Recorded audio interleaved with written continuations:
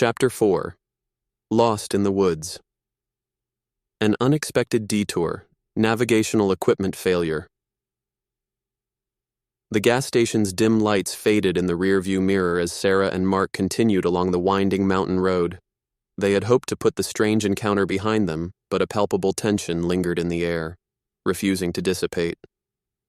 As they ascended further into the mountains, the road grew narrower, and the towering trees closed in around them.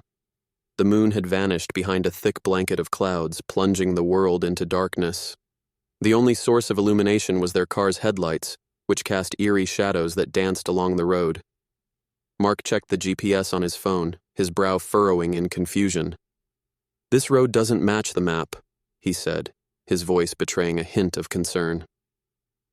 Sarah's grip on the steering wheel tightened. "What do you mean?"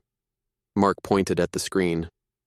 "According to this, we should have hit a main highway by now, but we're still on this narrow, winding road with no signs of civilization." Sarah's heart sank.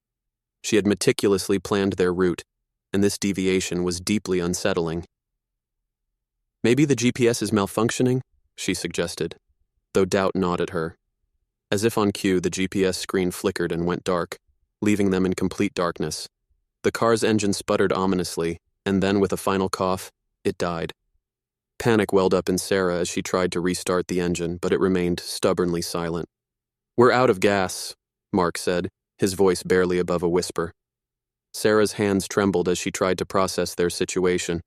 Stranded in the middle of the mountain wilderness with no cell phone signal and no working GPS, they were truly on their own. With a heavy sigh, she turned off the car's headlights to conserve the battery. The surrounding darkness was oppressive, and the silence was broken only by the distant hooting of an owl. They were enveloped by a world of shadows and unknown dangers. "We need to find help," Mark said, his voice filled with determination. "Maybe we can walk back to that gas station." Sarah nodded, and they gathered their belongings, locking the car behind them. Armed with flashlights, they ventured into the dense forest, the underbrush crackling underfoot. The path was barely discernible, and the sense of being lost grew with every step. Hours passed, but the gas station remained elusive. The forest seemed to stretch on endlessly, as if they had entered a realm untouched by time. Panic gave way to despair as their attempts to retrace their steps proved futile.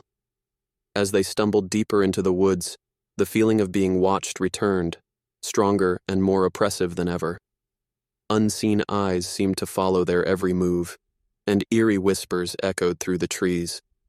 The mountains held them captive, and their journey had taken an unexpected and ominous turn into the heart of an unforgiving wilderness.